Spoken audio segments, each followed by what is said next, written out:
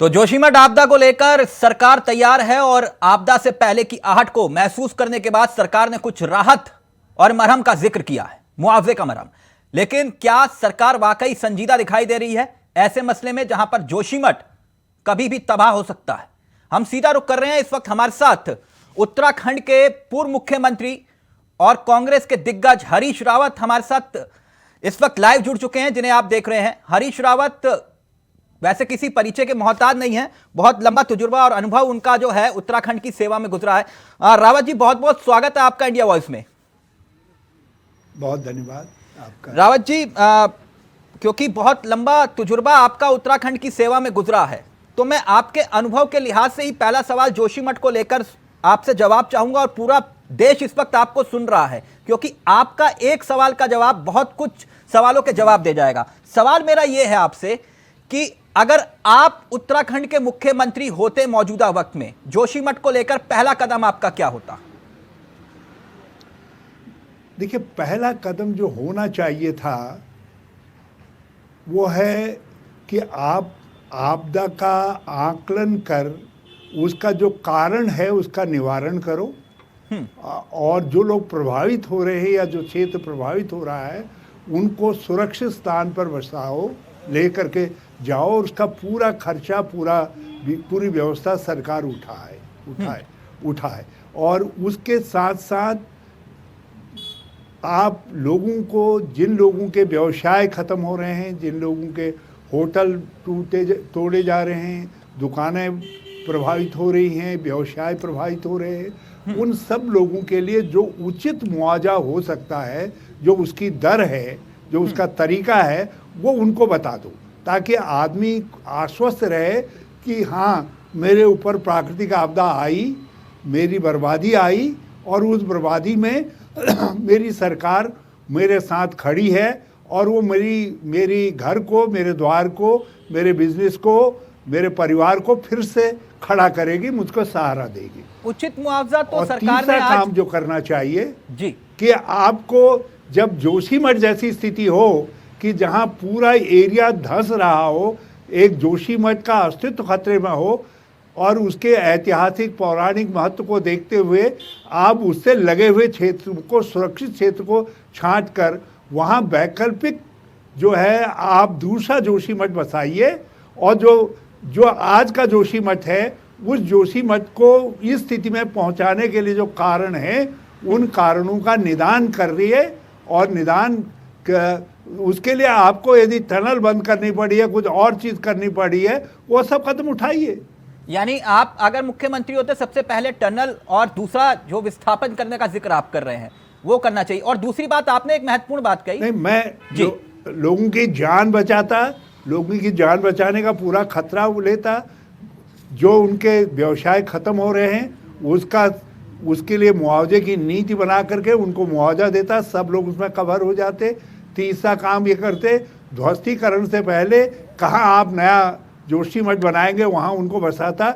और चौथा काम ये करता कि जो जोशीमठ है जिसकी ऐतिहासिक पौराणिक महत्व है, उसको इस रूप में चुनौतीपूर्ण स्थिति में पहुंचाने के लिए जो स्थितियां जिम्मेदार हैं उन स्थितियों का निराकरण करता है, चाहे उसमें एनटीपीसी की टनल को बंद करना भी सम्मिलित हो। अगर नया जोशीमठ के विकल्प के तौर पर आपके जहन में कुछ जगह है वैकल्पिक तौर पर, अगर आप अभी मैं आपसे जानना बिल्कुल मैंने कल चीफ मिनिस्टर से भी हमने बातचीत की थी, और कांग्रेस ने अपने ज्ञापन में लिखा है कि जोशीमठ के पास में सरकार की अपनी ही जमीन है, बल्कि वो जोशीमठ ही का भाग है, और वहाँ खतरा नहीं है, वो भूगर्भीय तौर पर, दूसरे तौर पर सुरक्षित स्थान है। आप वहाँ जगह दीजिए, मेरे होटल की, मेरी दुकान का, मेरे घर का मुआवजे का रेट तय कर दीजिए। उसके लिए बद्रीनाथ में जिस आधार पर लोगों को मुआवजा दिया है, जिनको हटाया गया है, उस आधार पर कर लीजिए। आज मीनाक्षी सुंदरम जी ने वहां कुछ ऐलान किए हैं और उन्होंने कहा है कि मुआवजे को लेकर सरकार संजीदा है।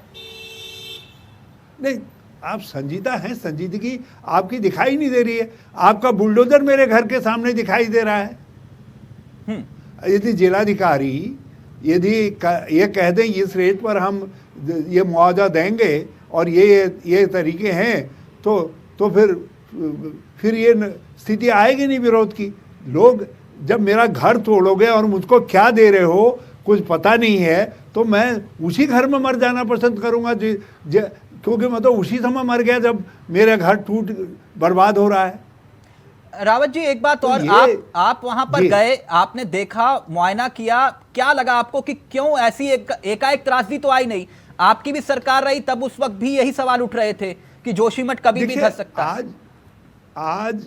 आज स्थिति पहली जो आवश्यकता है फौरी, और देखिए मीडिया के दोस्त भी दूसरे लोग भी उसके जो कारणों की चर्चा कर रहे हैं, फिर वो लंबा हो जा रहा है मामला जी। हम ये कह रहे हैं कि अब ये जो फौरी चीजें हैं, अब जैसे जानवर ठंडे में मर रहे हैं, आदमी को तो घर में कर दिया, जानवरों का क्या होगा जी? अब उनके कैटल फीड का क्या होगा? अच्छा, जिसकी दुकानों को आपने खतरनाक घोषित कर दिया है और उसके दुकान की किस्त आई है, उसको कर्ज की, वो कर्ज का भुगतान कहाँ से करेगा? आप उसे कह रहे दुकान बंद कर दो, उसी से किस्त अदा करनी है। तो इस तरीके की बहुत सारी फौरी जरूरतें हैं, तो पहले उन पर वो कर लेते। हाँ, ये एक बात है कि जोशीमठ पहले ही बड़ा एक संवेदनशील जगह पर बसा हुआ है। कहते हैं यहाँ कभी धसाव हुआ था, भूस्खलन हुआ था, उसी के मलबे पर ये आज का जोशीमठ बसा हुआ है। बिल्कुल, इसलिए वहाँ ड्रेनेज सिस्टम को पुख्ता रखा जाता था। हमारी सरकार ने 2014 में स्टैंडिंग ऑर्डर दिए, 4 ऑर्डर्स दिए। हमने कहा एक तो ड्रेनेज सिस्टम पीडब्ल्यू मेंटेन करेगा जी, और इसको एक भी ड्रॉप पानी का नीचे न जाए, बल्कि सब निकल करके अलकनंदा में चला जाए।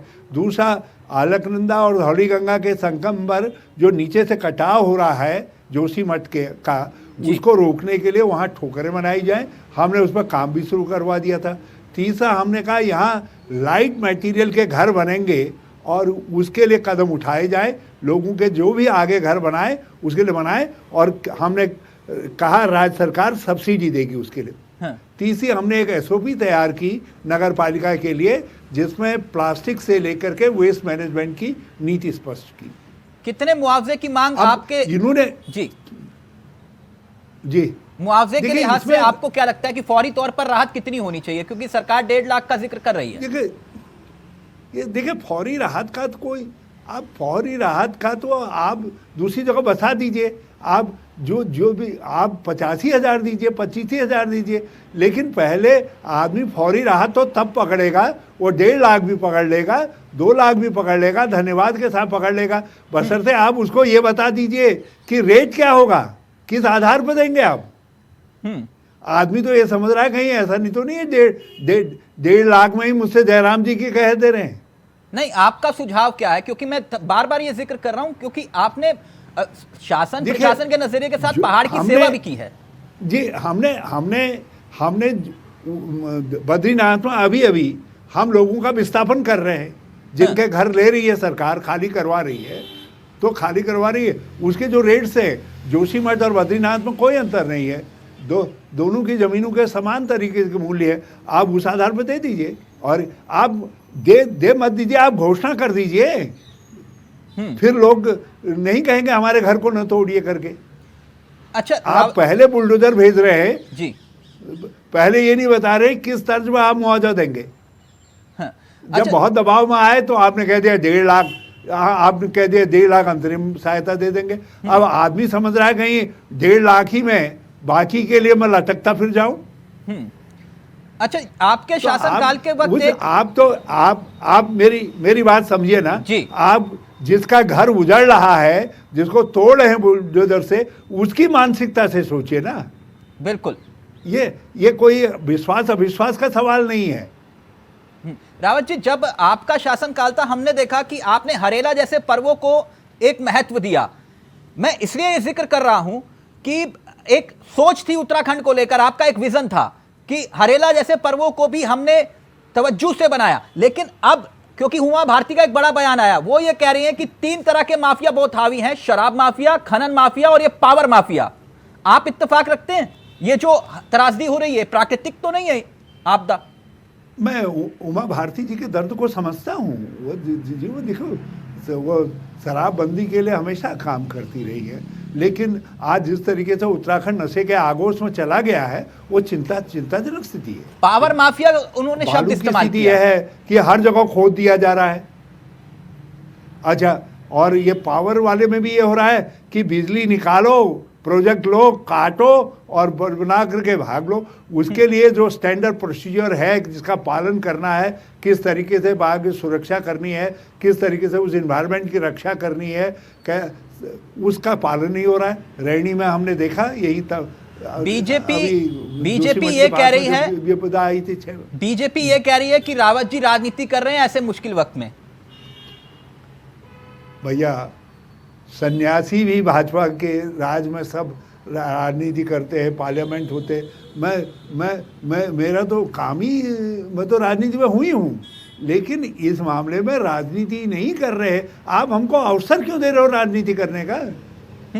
आप मुख्यमंत्री से मुलाकात करने, धन्यवाद देगी, हम राजनीति मुलाकात करने पहुंचे और एक उम्मीद है आप उत्तराखंड की, हमेशा से आपको एक उम्मीद के नजरिए से देखा गया है।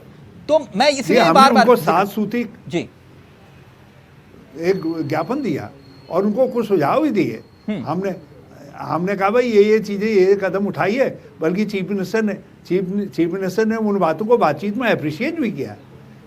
लेकिन बुनियादी बात है मुआवजे को लेकर के और विस्थापन की दर को लेकर के, अब उसको आप तय करिए ना। अभी तक आपने मंत्रिमंडल की बैठक ही नहीं बुलाई, आप करिए ना क्या क्या है। और दिल्ली से कहिए, हम तो आपकी मदद करने के लिए कर रहे हैं कि इसको राष्ट्रीय आपदा मानो करके, ताकि दिल्ली खजाना खुले। वहां से मैं एक लाइव में कमेंट आया, मैं इसलिए जिक्र कर रहा हूं आपसे। वो दर्शक ये जानना चाह रहे हैं कि अगर वैकल्पिक तौर पर हरीश रावत जी की क्या राय है कि गैरसैंण को हमने राजधानी के रूप में स्थापित किया, तो क्या विस्थापन जैसी समस्या आ रही है तो विधानसभा के द्वार क्यों नहीं खोल दिए जाते आम जनता के लिए, अगर ऐसी कोई दिक्कत है तो गैरसैंण को लेकर?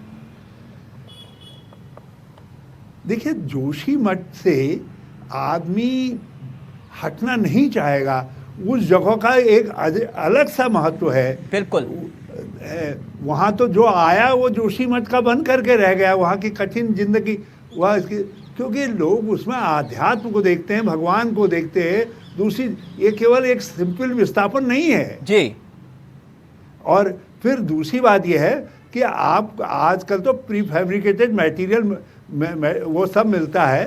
अभी तक तो जितने दिन इस पर डिस्कशन में लग गया है, उतने दिन में तो प्री फैब्रिकेटेड हाउसेज बन जाते, टॉयलेट बन जाते, दूसरी चीज बन जाते हैं। कहीं बना करके तो दो।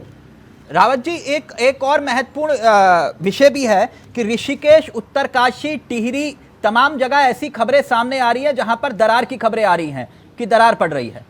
इन्होंने सारी सड़कों को खड्डा सड़कें बना दिया है। उत्तराखंड के अंदर इस समय सड़कों में खड्डे नहीं हैं, बल्कि गड्ढों में सड़कें हैं इस समय। तो इसके पीछे वजह क्या आपको दिखाई दे रही है? चकाचक सड़कें दे करके गए, और आज इस सरकार का अंदाज लगाना है तो आप ये सड़कों के गड्ढों को देखिए आप। इसके पीछे और मैं एक जिलाधिकारी को कोट कर रहा हूं, जिस जिलाधिकारी ने मसूरी में कहा कि मैं यही बैठ करके तुमसे वो गड्ढे ठीक करवाऊंगी, ये तुमने गड्ढे की क्या हालत करके। जब मसूरी में जो हमारा आईना है, आईना इतना दरक गया, इतने गड्ढे थे, तो आप अंदाज लगाइए क्या स्थिति होगी। नहीं रावत जी, वजह क्या है कि उत्तरकाशी से भी ऐसी खबरें आ रही है, ऋषिकेश से भी, मसूरी से भी, ये मतलब बहुत गंभीर मसला है। भैया, पानी निकासी के सिस्टम पर इन्होंने जोर ही नहीं दिया। नालियां चौक पड़ी हुई हैं, सड़कों की मरम्मत नहीं हो रही है। तो आप लगा लीजिए क्या क्या क्या होना है स्थितियों को जो है। केंद्र गंभीर दिखाई दे रहा है आपको? जो न कुछ काम रेल परियोजना हमारे समय में मंजूर हुई नेशनल प्रोजेक्ट के रूप में, इन्होंने जल्दी करने के चक्कर में सारे टनल में निकाल दिए अंदर ही अंदर। अब वो जहाँ टनल गई है ऊपर की लेयर दरक रही है। केंद्र मदद करता हुआ दिखाई दे रहा है आपको इस विषय पर? देखिए, केंद्र तो एक प्रचारक है ये। हाँ, और आप उनके माध्यम है मीडिया। तो हाँ, सरकार जो परोसती है आप देश को दिखा देते हैं, देश उसमें मगन है। नहीं, हम तो बाकी हम अपोजिशन के लोग हैं कुछ जो है, हम आप भूखे भजन हो न गोपाला, जनता के वोट हमको मिल नहीं रहे हैं। वो कहते हैं यार ये कांग्रेसी तो हारे हुए हैं, ये लोग क्या देंगे करके। ये तो आप हैं, आपने याद कर दिया। नहीं रावत जी, ये तो हमेशा आपका प्रेम रहा है इंडिया वॉइस पर। मैं एक बात जानना चाह रहा था कि ऐसी स्थिति में जो आपने बताया कि सरकार संजीदा होती तो ये स्थितियां नहीं होती, आपने मुख्यमंत्री से आग्रह किया और आपकी बातों को गंभीरता से सरकार लेती है, हमने कई बार देखा।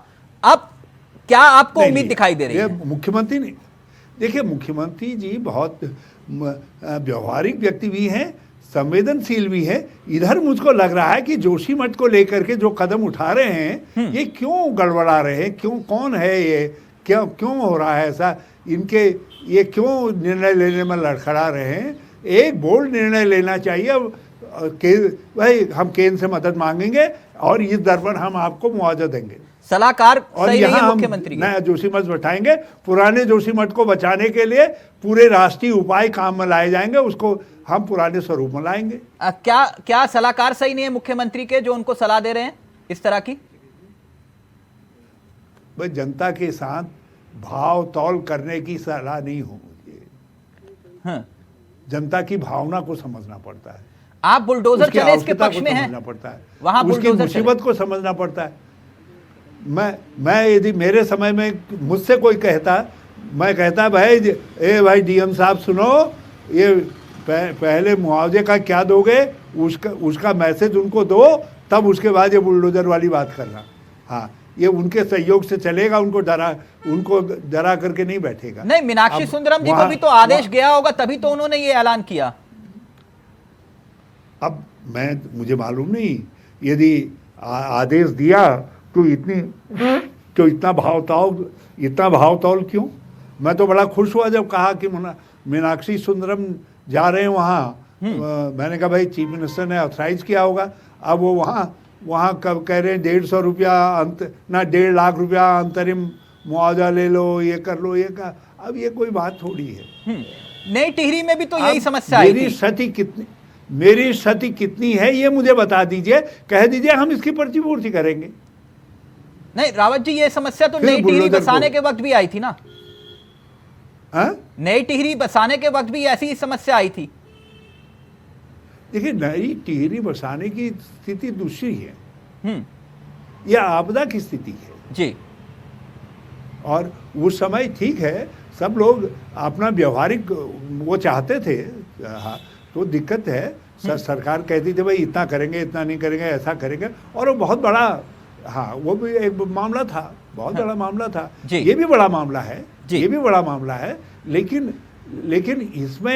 उसमें निर्णय तो साफ था कम से कम कि जमीन देंगे, उसमें निर्णय साफ था कि इतना मुआवजा देंगे, रेट ये होंगे जी। पहले उजाड़ थोड़ी दिया गया था, पहले ये सब चीजें तय की गई थी ना, मोटी मोटी।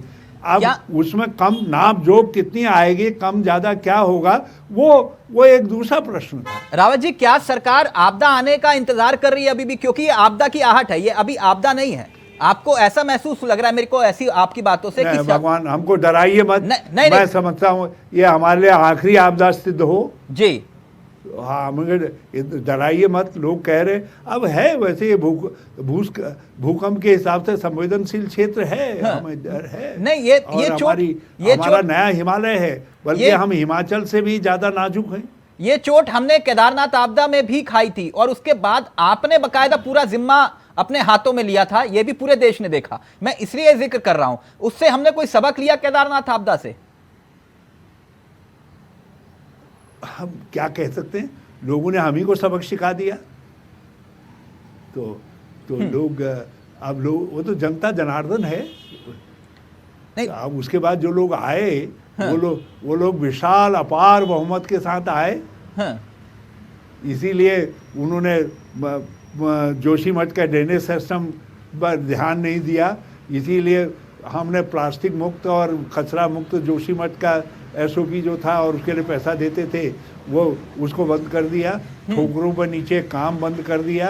अब क्योंकि वो अपार बहुमत के साथ आए, हमने चार धाम यात्रा मार्ग का प्रोजेक्ट बनाया। डीपीआर हमारे समय में तैयार हुआ। मैंने अध्यक्षता की, प्रधानमंत्री जी ने लोस्टोटन किया उस कार्यक्रम का जी, और बाद में उसका नाम ऑल वेदर रोड कर दिया। हमारे समय में मिनिमम कटिंग, मैक्सिमम विड्थ और नो फिलिंग, ना no falling, only filling, only filling, मतलब लुढ़काओ को का पर पूरी तरीके से रोक, मग डिस्पोजल की पहले व्यवस्था करो। ये सब तय था। और हमारे जाने के बाद उसको कॉन्ट्रैक्टर्स पैराडाइज बना दिया। अब मैक्सिमम कटिंग, बड़े बड़ी मशीनें, विस्फोटक और काटो, लुढ़काओ नीचे गंगा में, ताकि जो हमारे कीमती जंगल है वो सब नष्ट हो जाए। धामी मंत्रिमंडल के अंदर जो लोग मंगू के पेड़ों को काट रहे हैं, उतीस के पेड़ों को काट रहे हैं, देवदार के पेड़ों को काट रहे हैं, आप अंदाज लगा लीजिए कितना वो हमारे पर्यावरण को और उत्तराखंड के प्रति संवेदनशील है। लेकिन वो अपार बहुमत से जीते हुए हैं। धामी मंत्रिमंडल गंभीर दिखाई दे रहा है आपको?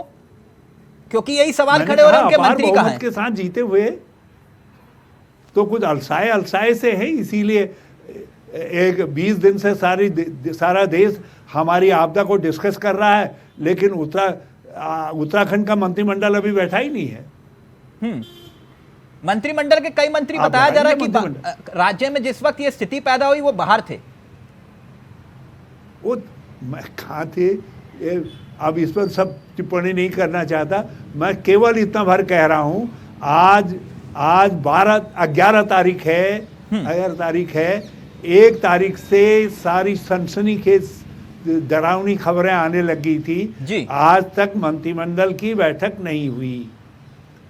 दैवीय आपदा प्रबंधन सचिव 7 या 8 दिन बाद जोशीमठ गए और फिर लौट करके आ गए। फिर मुख्यमंत्री जी गए, लोगों से मिले नहीं। प्रशासन ने लोगों का, लोकल विधायक तक को जो है आउट ऑफ बाउंड रखा। तो आप अंदाज लगा लीजिए कि कितनी संवेदनशीलता है। राजेंद्र भंडारी जी से बात हुई थी आपकी इस विषय को लेकर? हाँ, मैं साथ थे, एक रात हम साथी थे, वही जोशीमठ में साथी थे। तो क्या मुख्यमंत्री से उनकी मुलाकात भी नहीं हुई? जो मुझे पता चला है, मुझे कहने में भी दिक्कत हो रही है इस बात को। हाँ, रावत जी, जो बात आप कह रहे हैं, क्योंकि मैं आखिरी सवाल ले रहा हूं और मैं चाहूंगा और हाथ जोड़ के हम भी ये विनती करेंगे, प्रभु से ये विनती है हमारी कि जोशीमठ में उनको सुरक्षित अब प्रभु को ही रखना है, और यही हाथ जोड़ के हमारी भी विनती है। प्रभु के हाथ में ही सब कुछ है। जोशीमठ की आवाम इस वक्त आपको सुन रही है, कोई संदेश देना चाहेंगे आप जोशीमठ की आवाम को? सारा उत्तराखंड उनके साथ है, देश की भावनाएं उनके साथ है, और हम सरकार को बाध्य करेंगे कि वो जोशीमठ की भावना को समझे और उसके अनुरूप समाधान निकाले। रावत जी, लाइव में कमेंट आया चलते चलते, वो कह रहे हैं कि रावत जी क्यों खुद दिल्ली आकर प्रधानमंत्री से गुजारिश करते कि इसे राष्ट्रीय आपदा घोषित करें? हम अभी मुख्यमंत्री से मिले हैं कल, आज उपवास रख करके हमने उनको फिर फोर्स किया। हमने कहा भाई तुम कुछ कर नहीं रहे हो, और नहीं होगा तो फिर दिल्ली जाएंगे। सतपाल महाराज की गंभीरता पर सवाल खड़े हो रहे हैं, आपका आकलन? वो तो गंभीर रहते हैं, मौसम के अनुसार पगड़ियां बदलते हैं बहुत। रावत जी, आपने इंडिया वॉइस को वक्त दिया और बहुत महत्वपूर्ण बातों को आपने जिक्र किया। पहले मुआवजा, फिर उसके बाद घर को तोड़ा जाए, आपने ये जिक्र किया मानवता के लिहाज से। बहुत बहुत शुक्रिया। हरीश रावत, सूबे के पूर्व मुख्यमंत्री, कांग्रेस के दिग्गज, जिन्हें आप सुन रहे थे। जोशीमठ आपदा को लेकर उनका बिल्कुल स्पष्ट कहना है कि बुलडोजर तभी चले जब पहले मुआवजा मिले, और मुआवजे की मरहम के बाद ही बुलडोजर को चलना चाहिए, वो भी उसके पक्ष में नहीं है। फिलहाल सरकार की संजीदगी को लेकर भी सवाल हरीश रावत ने उठाए। तो ये थे हरीश रावत, एक्सक्लूसिव बातचीत जोशीमठ को लेकर। सूबे के पूर्व मुख्यमंत्री। फिलहाल मुझे दीजिए इजाजत। नमस्कार, जय हिंद, जय भारत, जय उत्तराखंड।